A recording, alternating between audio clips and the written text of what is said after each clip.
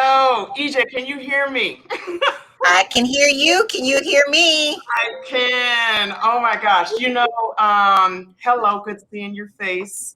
We have I y'all, can't see my face, but I can see you. there's so many behind the scenes that happen. Wow. So let me kick us off. We are two instead of three at the moment. We'll see if we get the third. Can you say technical difficulties? And the fact that I have none is just a miracle. And I'm over here hollering. what a nice segue. And it's funny because yeah, you are on a major time delay. So here we go. Your mouth and your but we're gonna work it through. We're gonna work it through. All right. So we are here, episode 4, and wow, uncomfortable conversations, right? So that's what we set out to do when we lost our girlfriend 5 years ago. We wanted to shine a light on those topics that weren't being had in a real way or any size or scale, if at all. From bullying, sexual harassment, we had human trafficking, of course, maternal mortality, suicide, and a number of other topics. And so, while we set out to have these uncomfortable conversations along the way, we started to realize that there's comfort in having these in the comfortableness of a community, a sense of community, and going back to our first episode, in a swarm, where you get, I think, a little bit more safety and courage to have these types of conversation. And so, anytime you can get more than one or two people gathering around a topic or a cause, that's not necessarily a bad thing. And so, while we always plan to talk about the topic that we're going to talk about today, that's a lot of talk. It's interesting that the timing of this, with the resurgence of anti Semitism, extreme beliefs that have been happening in our country under the veil of Christianity, it just seems like a great time to have this conversation. And we can say whether or not it's uncomfortable. I will start off the bat and say, I think of all the conversations we've had, this might be the one that I'm a little bit more uncomfortable with. So, Really? yeah, I know. So, EJ, I think we're going to need to tell the viewers, listen, don't look, because there is a 10-second time delay on Mhm. your beautiful face with those red glasses I love. But go ahead, go forth. When we talk about this, and particularly, what is faith? And how does that differ from religion? So it's a great question. And when I think about faith, I think about your core belief system. What drives you? What's your North Star? What's that navigation point for you? When you think about religion, it's really, you think sanctions, you think denominations, you think, you know, d- d- directives, and faith, I think, is more a spiritual connection to whatever that higher power is and that higher belief.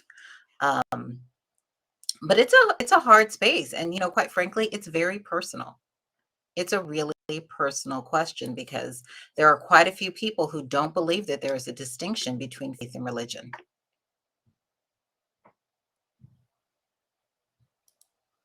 Right. And at the end of the day, faith or religion aren't typically these conversations that we have in the workplace, right? And so 100%. yeah, so you were asking me why am I uncomfortable having this or you just said really. I'll let you ask the question. No, I really want to know because of all of the conversations that we've had and the degrees of discomfort, I'm very, very surprised that this is the one that's giving you some pause. And why do you say that? Why do you ask that? Why is that surprising to you?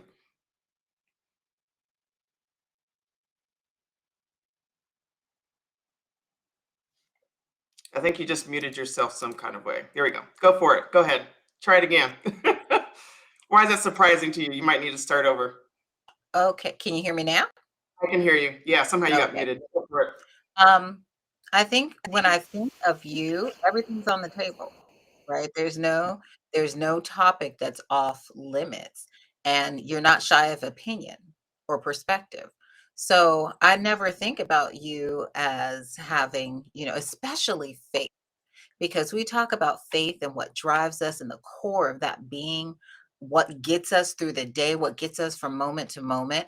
So to talk about it on a broader stage, I would love to understand um, why that is a trigger for you. And I'm not usually that word person, but I wouldn't say it's not a necessarily a trigger. It just in uncomfortableness, it's probably registering on about a 5 for me. And I think some of it is because of this is not something that is talked about in the work environment. Now, am I known to have an opinion or two about politics when you're not supposed to talk about it? 100%. Um, may or may not, depending on if my mother's watching, have used a swear word or two, which you're not supposed to. I may or may not have had a sip or two. Um, in my life at work. But it for me, that's kind of where it bounced over to. EJ, you've really done something different with your hair. Oh my God, we are so having these technical difficulties. Anyway, so no, so for me, it's not necessarily it isn't necessarily a thing around trigger. It is just, and particularly given the job that I do now, a quick little story. One of my actually, she's a mentor of mine at Spencer Stewart. I got to do the shameless plug. Hey, I know we got people watching. She told me that she was sharing a story how there was a client, and I think a client meeting, but I know that there was a candidate that was there. And interestingly enough, this person or I think wanted to, and actually started saying a prayer to gracing the food before it came out. They were at a lunch. And everyone that she was telling the story, y'all were like, what would you do?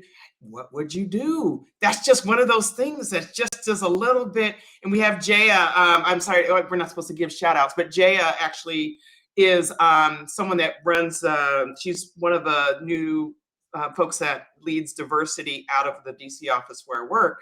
And so I know she's going to have an opinion or two around this as we carry on into the conversation. But Kennedy, I know you have a number of, I don't want to say aliases, but one of the brands that you have, in addition to the former reigning, you can't be both, Mrs. California, you are the spiritual boss chick. And so there's this thing called spiritual in front of boss chick. And so I know that you've been interested to have this conversation, and let me know your thoughts. Hopefully we can hear you. Of course we can't hear you. How There we about go. now? We can hear Okay. I was just saying the devil is busy, but he is a liar. Okay. So he was trying to keep me from getting on this thing today because this is by far my favorite topic, right? Is about faith. And so, uh, yes, I am known as the spiritual boss chick, and I do believe that faith plays such a key component of who I am. I try to do everything from a place where I am centered in my faith, and God is the audience of one that I am focused on and attempting to please, right? So I'm not, I love you, Bensky, and you're my bestie, and you will be forever, but my goal in life is not to please you. Right? So everything I do, whether it is being a mom, whether it's being, a healthcare executive, whether it is being a pageant title holder, everything I do, I want to make sure that I bring glory to him, and I am doing it from a place where my faith is in the center. And so this topic is so very important to me, because how do you take your whole self and put faith in the center in a workplace environment that says leave that part of you at home? Right. And I can't. I'm incapable of leaving that part of me at home. And so you always end up doing this, what we talked about yesterday, which was word gymnastics, right? Funny about that is I was actually a gymnast when I was younger. But now in my older age, I guess I am doing a little gymnastics with my words because in having conversation with people within the workplace, you are always trying to make sure that even though your faith is in the center of your thoughts and your own mindset and process, you always try to make sure that you don't have it ever present to everyone around you because you don't want to offend people and you don't want to break any HR rules and you don't want people to, say that you've offended them or hurt their feelings because you didn't acknowledge their own belief system. So I'm always thinking about that and conscious of it in the workplace. Yeah, and I think that's a good segue. And if there is this, I think there's this. What do they say about faith? It's one of those things that believed and not necessarily seen. So, it's the belief. It's a belief in the things that are unseen, right? And so you've got to have that. The evidence of things hoped for and not seen. My point is, we can hear you, EJ, but we cannot see you. And I have faith that you're part of this conversation. I'm here. Good Lord, we need to have a conversation with the Wi-Fi people. Anyway, the internets or the something. So yeah, let's get into why is it taboo to openly talk about faith in the workplace? Why is this? Why is there a hesitancy, the word gymnastics between 9 to 5? Yeah, I feel like there's a place that people believe that certain things, and it's not just faith, I think sometimes politics can be put in the same bucket. I think that people believe that there are certain places where that is appropriate in the workplace, not one of them, because they see it as a way of creating divisiveness, right? And so if you think about the history of faith and religion and the fighting that has gone on for centuries, right? Ever since the beginning of creation, I think people try to keep that out of the workplace as to have, I don't know, a harmonious environment for people to work in. And the problem with that is you can't keep telling me the same thing that every company says, I don't care where you work. People are our greatest assets, right? So if they are, then why are we asking them to leave pieces of them at home? And out of the fear that someone may find offense to what they believe or how they see things or their perspectives. Right. And really that's, to me, what it's about. It's about workplaces trying to absolve themselves from having conflict. But I also believe that you haven't even tried it yet to know that conflict would exist. So, you guys all saw my post that I had, right? My quote, and it's about, when are you going to trust people to bring their whole selves in a way that isn't offensive and doesn't try to convert people to their perspective, but just is who they are, being able to share that. And so I think we need to get to that place. Yeah, I it's interesting because in this land of, when we started working from home and we started inviting people more into our homes. So you can see, when I don't have this screen up, I have all kinds of people are always commenting about my house and things I have and that sort of thing, because I do interior design a little bit I do a little interior design, not anymore. But we have invited people a little bit more into our life, our day. I would say more so in the past few years than we had maybe before. And even not just from maybe there's some crosses or Qurans or Star of Davids that are in our houses. Maybe there's a Bible, maybe there's some symbolism, and it's. I know we're talking about that conversation, but we've also dressed down a little bit more. Like there's some people like, I didn't know you didn't own non-stylish shirts. There are things that we've adapted and flexed over, and even from I remember the first time somebody showed up with blue hair, not from age, and I cover up my blue grays, but from like dyed neon blue hair or dyed pink hair, and it wasn't October, where the tattoos are. There's some folks that I'm like, I didn't even know you had wrists, let alone a tattoo on them. I didn't know that. So we're starting to, I think, bring more of ourselves into the work environment. But this one seems to be a little less so for some reason or another. Yeah, DJ, what's No, yeah, where I was gonna in the closet. Go ahead, Gage. no, where I was gonna go with that is we've gotten to a place where people are taking the mask off. Who you are is who you are. So there is now, in the last 2 years, but we could go before that, but especially now, the line of home and work is very, very blurred.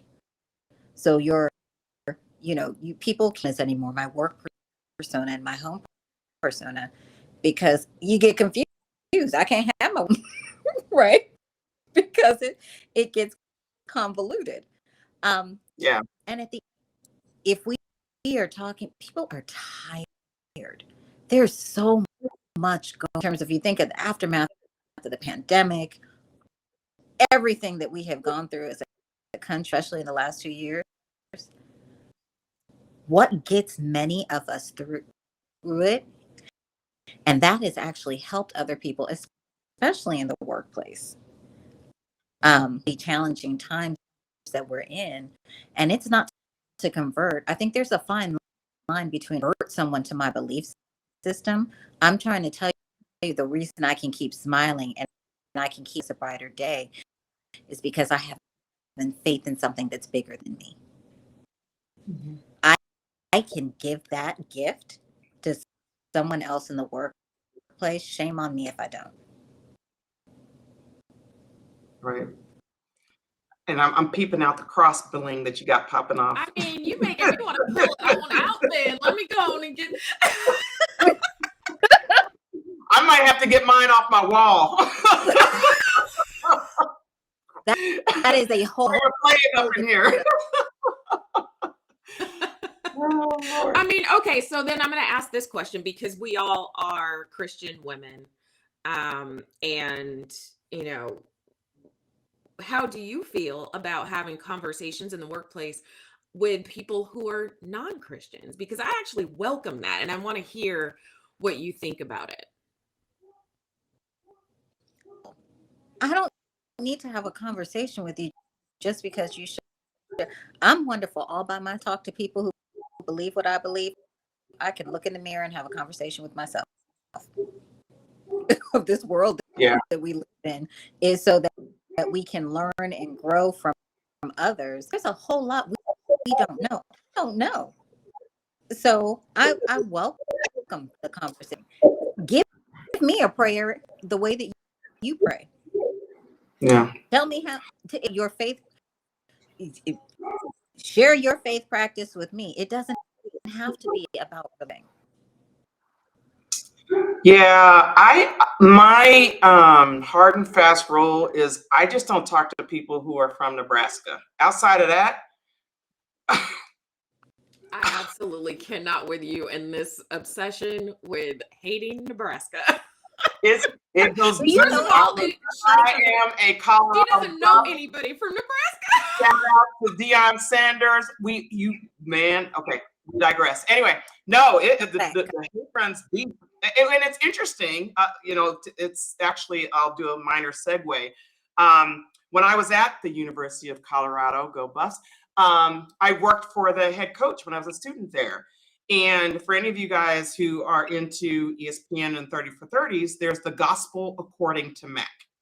And as he was the coach and we won a national championship, a lot of the players just they did not like him. They're like, he is just a disciplinarian. He was very strict and he's very faith-based. So there was a lot of prayer before games, there was prayer after games, there was a lot of that was happening. I so did say prayer. There's a lot of prayer that was happening. In a lot of sports that happens when people get a touchdown, they do that. And so and it's interesting because the gospel according to Mac talks about his faith, and it also talks about how he left at the prime of this amazing journey that Colorado was on, go Buffs, and left because his household was a mess. He had a daughter that was hanging out a little bit too much. He had other things, but he left and started Promise Keepers, another religious-based group out in Colorado Springs. And so it's interesting how in some entities, faith is just embedded. Like you can't go get a Chick-fil-A sandwich on Sunday if you're craving some Chick-fil-A, and some people won't even get them anyway because of anyway. There's Hobby Lobby. There are the sports environment. There is NASE, the National Association for Healthcare Services Executives conference that happened in October. It's predominantly for Black executives and Black early in their career. About 900 people there, and I can't tell you the last time I was at a conference with 900 people, and there was someone who blessed the food.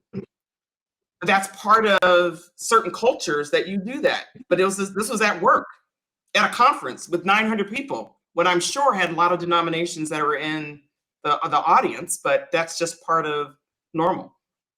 Yeah. It's Well, and I interesting think that, go ahead.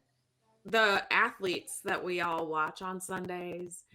I mean, not her. Not her. This is me rolling, was wondering, carry on. But the athletes that we all watch Did on you- Sundays come across the break the plane, get that touchdown, and some of them Tim Tebow, right? Like do the Tebow and full blown cross on a field, and everybody's like, started a whole movement of people Tebowing everywhere, right? And praying at games. And you see the thing that I love most at the end of a football game is when you see both of the teams come together at the center of the field, kneel and pray with each other. The people they just spent 4 quarters battling against, they come together and pray on the field. That is their place of employment. That is their work, right? And so in some instances, it's like we see that it's accepted. Mm-hmm.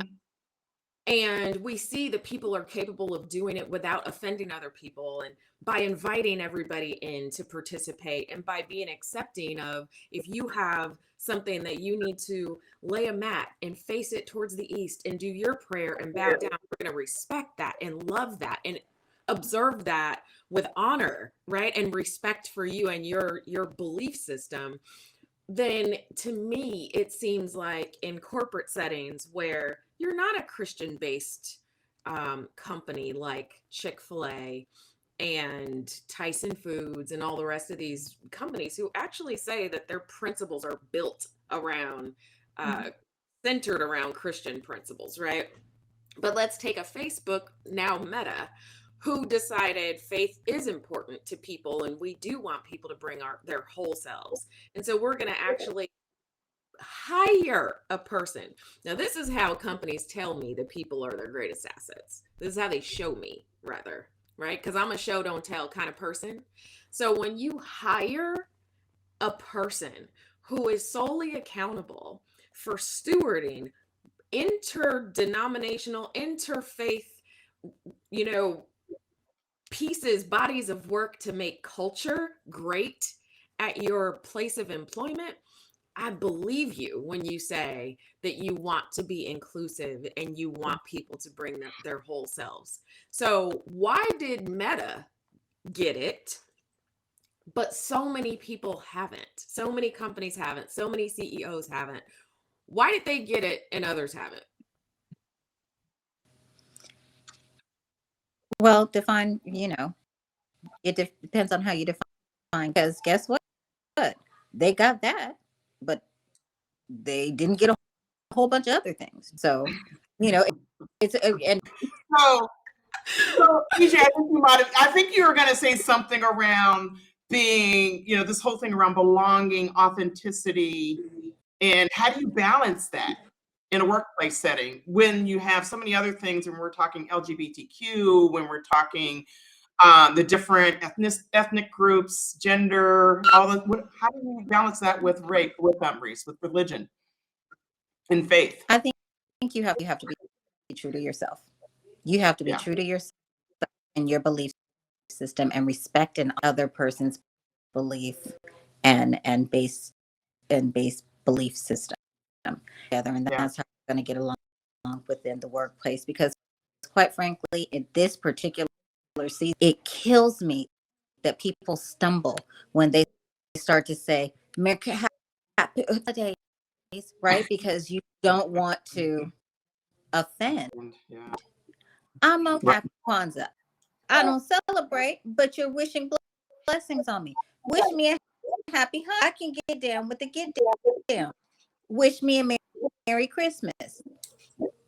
Right? If that is your core and that's your belief, give me the blessing that goes along with what your faith system is. So, we always end every show with a do something. And today we have 3 different ones. And the first one is, I don't know if there's a necessary right answer, and we don't ever pretend to say that we have them. But in this particular one, this is around, how do we challenge the definition and have this conversation around authentic self, belonging, and inclusion. And that's a conversation that wherever you sit in the organization, if you're getting paid to lead, to have this dialogue in your organization. The next I'll say is to get some faith, and this is not Bible pushing. This is really around believing in something greater than yourself, and whatever that might be, but something greater than yourself. And there's a lot of options out there. I honestly, self-opinion, I do feel a little not so great for people that don't have a belief in something beyond themselves. And that might be a little bit narcissistic for those who don't. Anyway, I digress. And last, EJ, you said this, be you. It's one of these things where if you feel like you are having to stumble a little bit too much and and have to do that verbal gymnastics, you might need to go make magic elsewhere. That a place that's a little bit more accepting and embracing. But that's a conversation. And I don't think it's just for faith. I think it's for all these things that if you're not able to be you in a way that's comfortable to you, for you, then that's something you should probably have a conversation about. We are about out of time. Any 2-second final thoughts, Miss Kennedy, spiritual boss chick? Yeah, I think I want people to sort of do the pause, reflect, listen. I think I probably said that in the reverse. Blame my dyslexia on that. Yeah, I want people to listen, pause, and reflect before responding to something, because what someone says to you may not be said in the way that you took it, right? So if you are thinking about faith and someone is talking about their experience and they're talking about their belief system, they are not saying it to challenge your belief system. They are simply sharing their own systems, right? And I think a lot of times these conversations that become the rub, right, where people start to become combative and, well, she said that or she meant that. It is because we are not seeking to understand, and we are not listening with all of our ears that we have. We are listening with one, already thinking of a response and thinking about how they might be wrong. So we're building a case against them before we can even finish listening to what they have to say. And so I just want people to become a little more patient and empathetic and learn as much as they can, because I really think that that is where we can find some synergies to move forward together as people. And with that, roll that beautiful bean footage.